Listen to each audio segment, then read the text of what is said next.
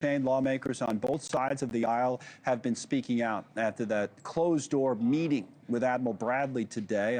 Depending on who you listen to, we're getting a lot of different takeaways from his private briefing to the lawmakers, very different reactions to the video that apparently was shown to them of the second strike on the alleged drug boat. So let's bring Geraldo in on this. It's time for the Daily Take, and he joins us right now. There's the great Geraldo Rivera from Cleveland.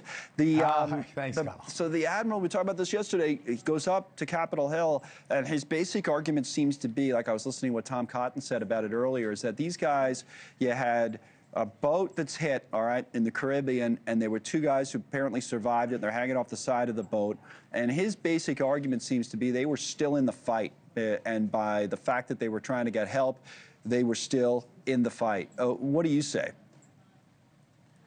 Well, you know, I want very much to agree with Admiral Bradley, wonderful, as we mentioned yesterday, just a wonderful sailor who has been brave and served his country and patriotic beyond belief.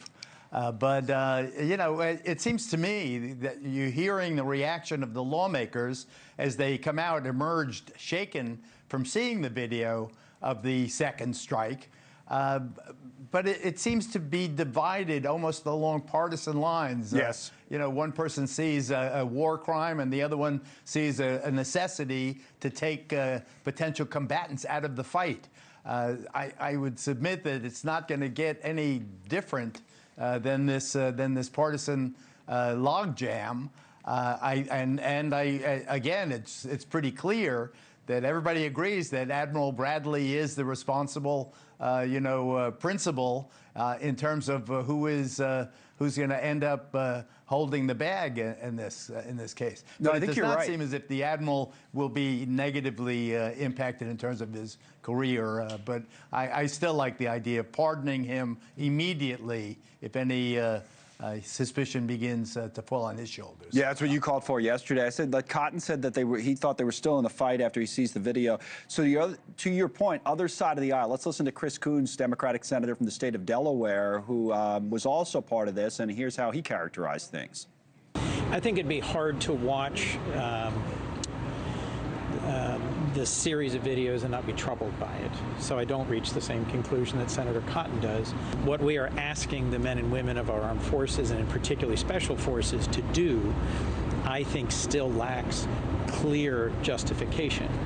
So that's the larger question, is that, and we were talking about this, Geraldo, before the story even came out. It's like this operation in Venezuela. I think initially you were supportive, right, of a lot of these drug boat strikes, and then now we started hearing from senators, and both parties kind of started to ask questions about the legal justification and if it was in place.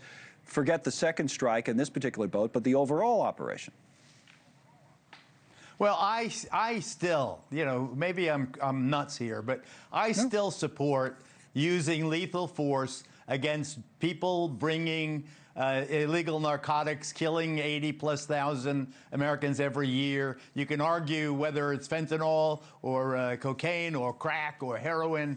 I think that all those are good questions, but I also think that this kind of kinetic action has a powerful deterrent message. You would be nuts if you had a small boat and someone asked you to run drugs, take it to Trinidad, Tobago, and then we'll put it on a plane to New York City.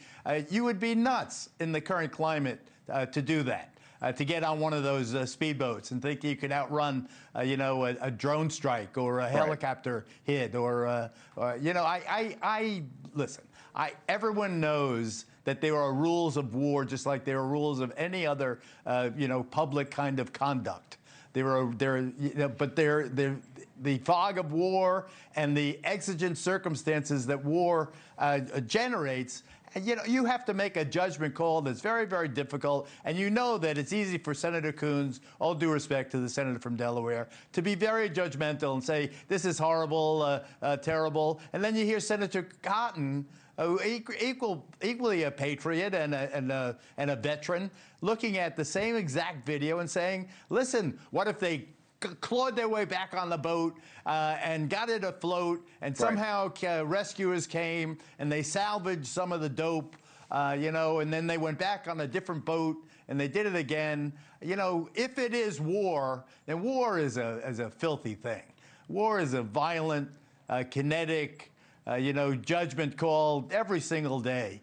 War is hell. Sherman said that for a reason, because it is hell. It is the very definition of the worst thing you could possibly experience. And those guys, in taking the dope, the president maintains, and he's in charge right now, he's commander-in-chief, he maintains that by taking those boats and bringing dope into our country, they're attacking, killing Americans as if they were bombing them or blowing them up or shooting them.